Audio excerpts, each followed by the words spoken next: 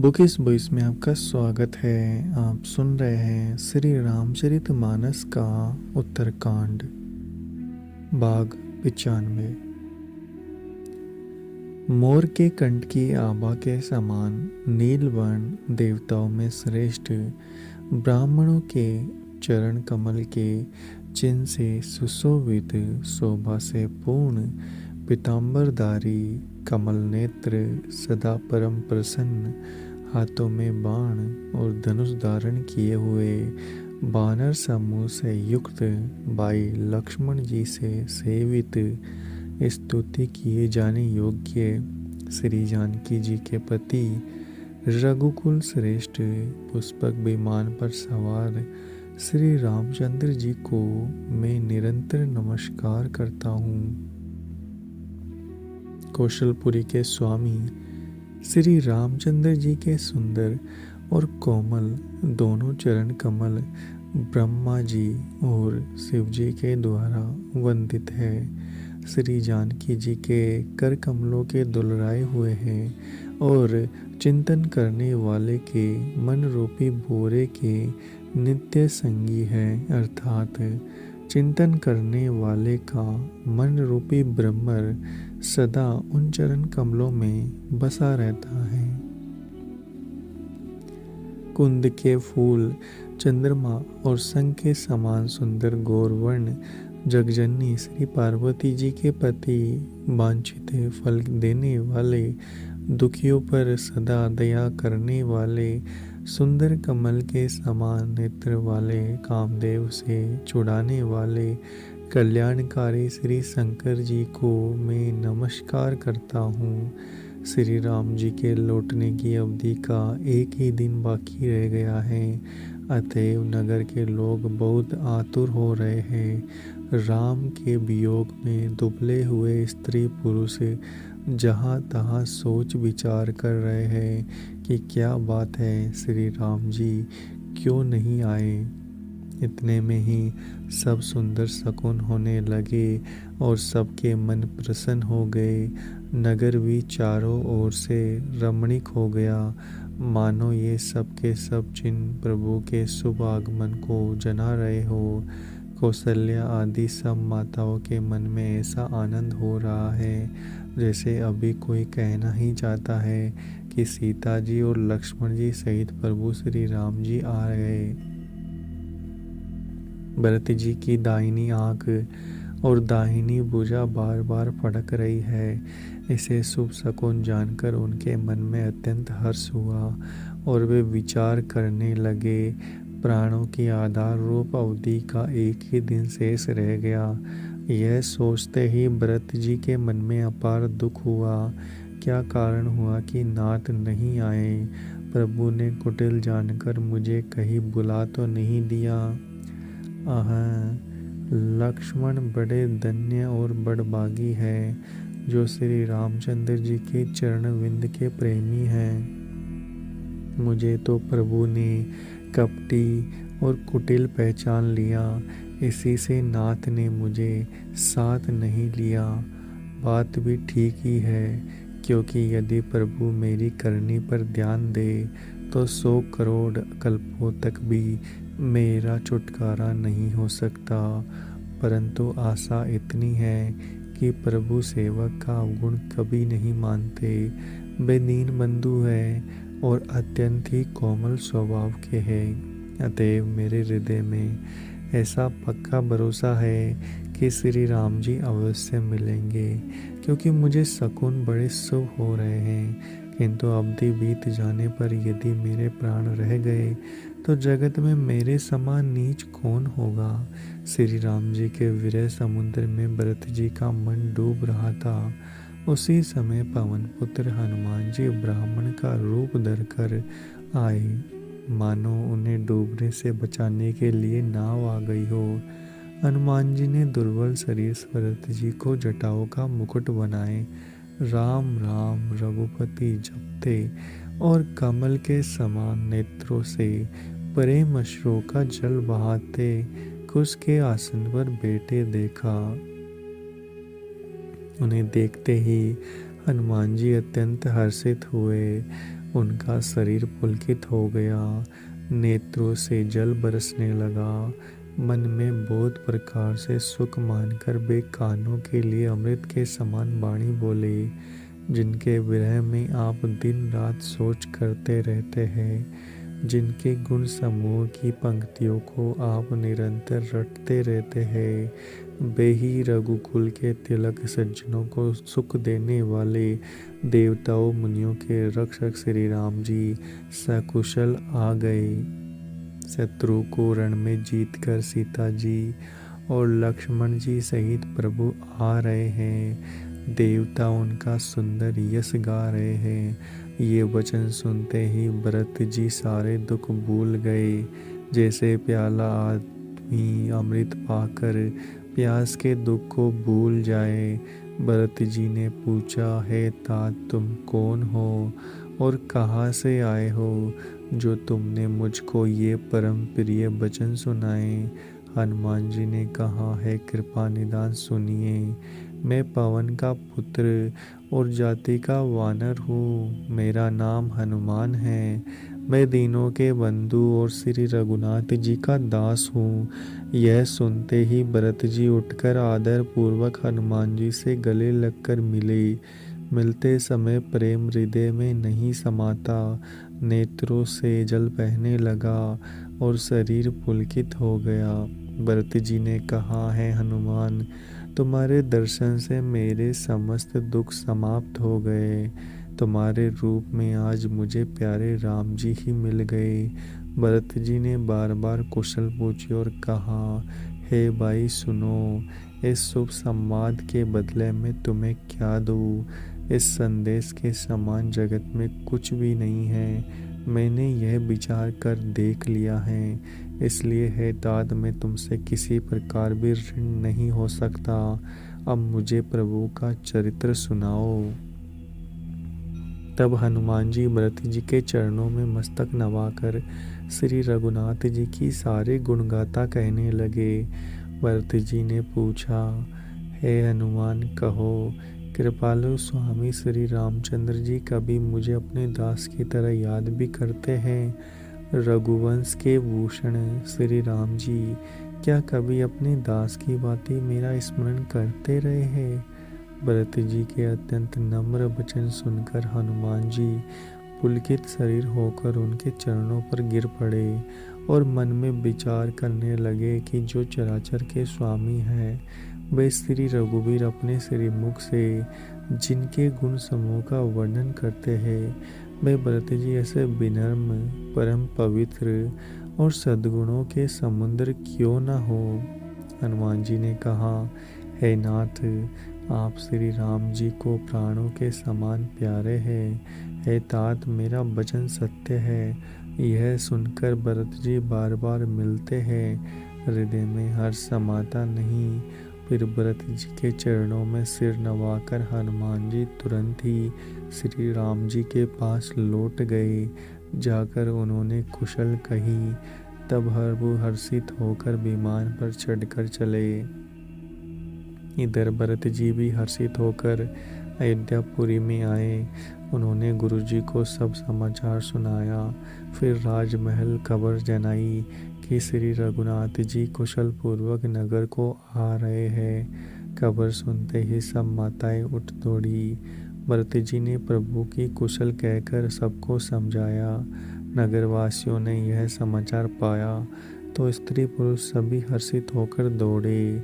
श्री राम जी के स्वागत के लिए दही, दूब, गोरोचन, फल, फूल और मंगल के मूल, नवीन तुलसी दल आदि वस्तुएं सोने के थालों में भर भर कर हथेली सी चलने वाली सौभाग्यवती स्त्रियां उन्हें लेकर गाती हुई आई। जो जैसे है वे वैसे ही वहीं से उसी दिशा में उठ दौड़ते हैं। देर हो जाने के डर से बालकों और बुढ़ों को साथ नहीं ले जाते। एक दूसरे से पूछते हैं कि भाई, तुमने दयालु श्री रघुनाथ जी को देखा है।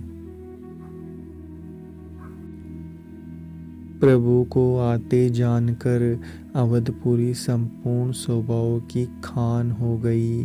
तीनों प्रकार की सुंदर वायु बहने लगी।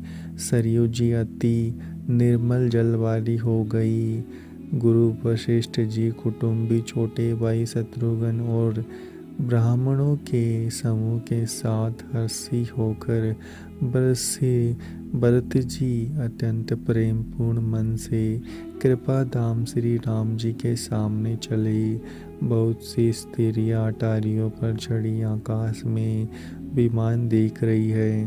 उसे देखकर हर्षित होकर मीठे सुरों से सुंदर मंगल गीत गा रही है। श्री रघुनाथ जी के पूर्णिमा के चंद्रमा हैं और अवधपुर समुद्र है जो उस पूर्ण चंद्र को देखकर हर्षित हो रहा है, शोर करता हुआ बढ़ रहा है। इधर उधर दौड़ती हुई स्त्रियां उसकी तरंगों के समान लगती है। यहाँ विमान पर सूर्य कोल रूपी कमल के प्रफुल्लित करने वाले सूर्य श्री राम जी वानरों को मनोहर नगर दिखला रहे हैं। वह कहते हैं, है सुग्रीव, है अंगद, है लंकापति विभीषण, सुनो, यह पूरी पवित्र है और यह देश सुंदर है। यद्यपि सबने वैकुंठ की बढ़ाई की है, यह वेद पुराणों में प्रसिद्ध है और जगत जानता है, परंतु अवधपुरी के समान मुझे वह भी प्रिय नहीं है।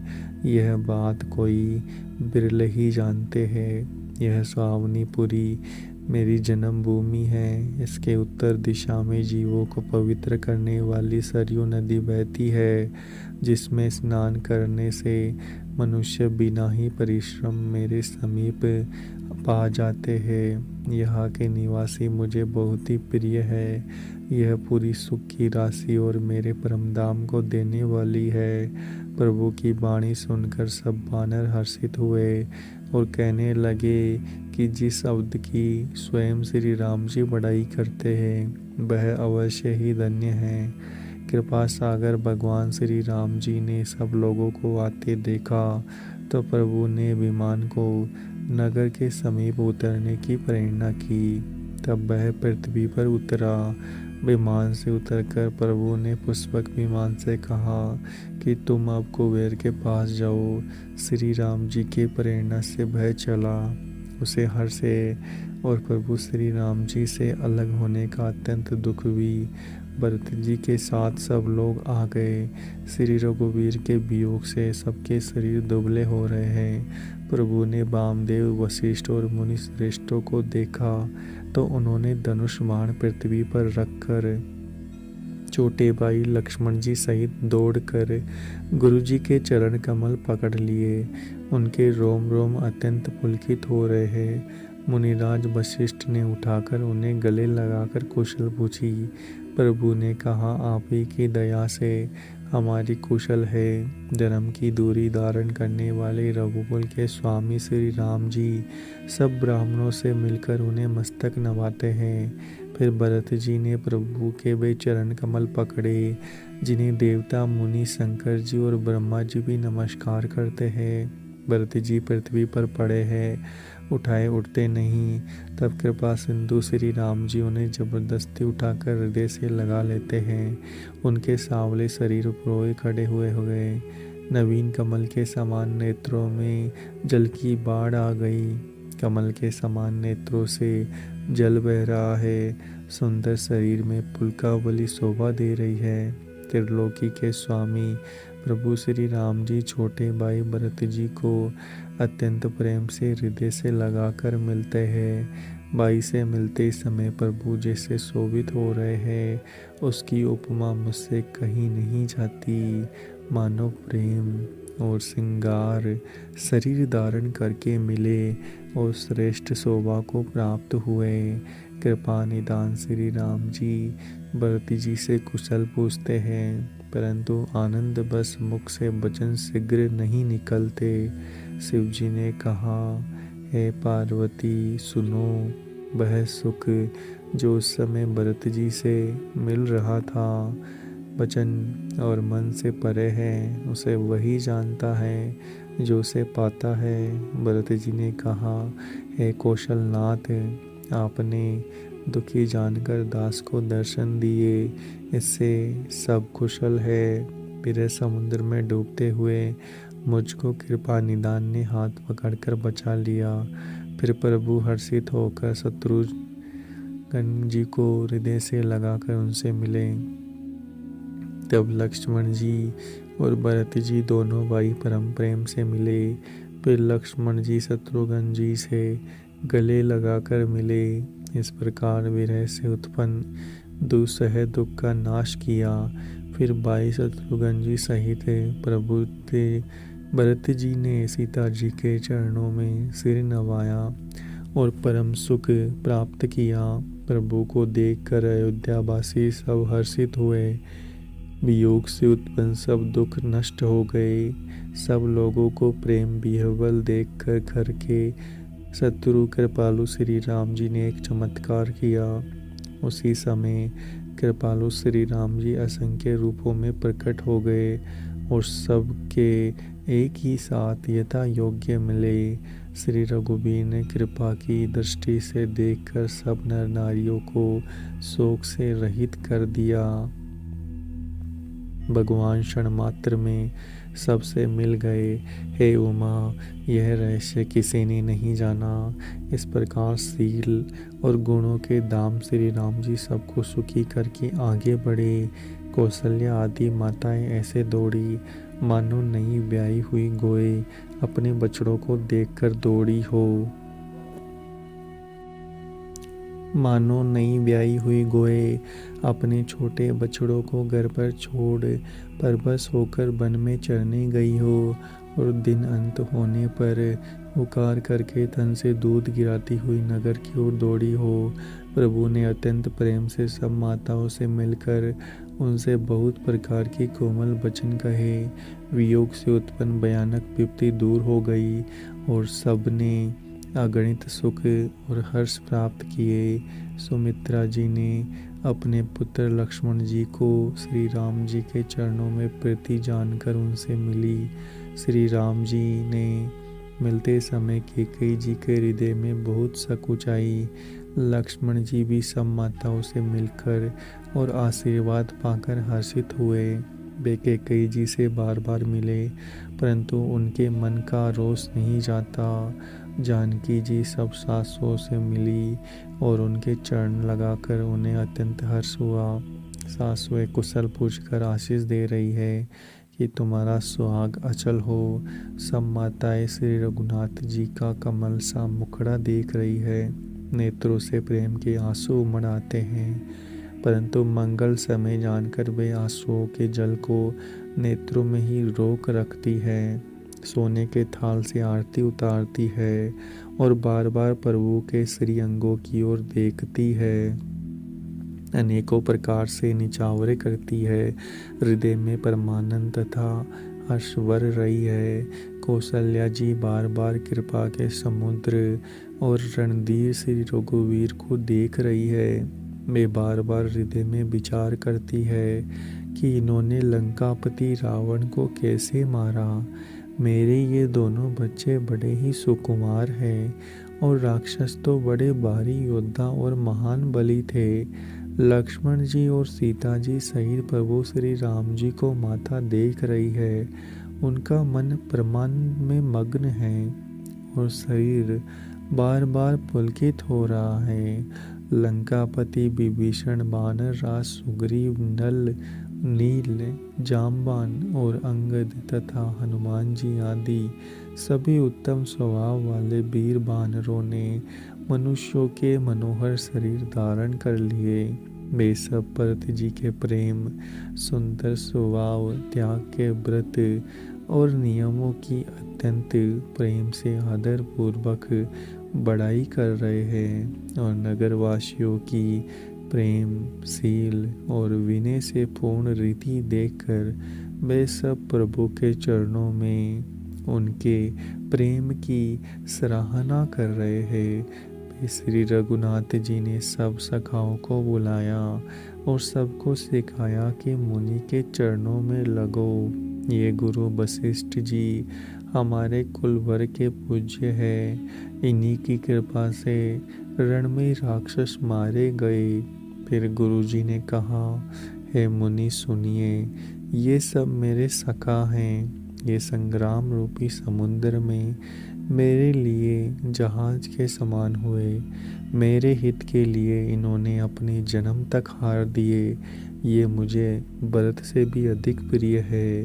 प्रभु के वचन सुनकर सब प्रेम और आनंद में मग्न हो गए। इस प्रकार पल पल में उन्हें नए सुख उत्पन्न हो रहे हैं। फिर उन लोगों ने कौशल्या जी के चरणों में मस्तक नवाया। कौशल्या जी ने हर्षित होकर आशीष दी और कहा, तुम मुझे रघुनाथ के समान प्यारे हो। अगर आपको हमारा ये प्रयास अच्छा लग रहा है तो चैनल को सब्सक्राइब करें, वीडियो को लाइक और शेयर करना ना भूलें। मिलते हैं आपसे अगले एपिसोड में।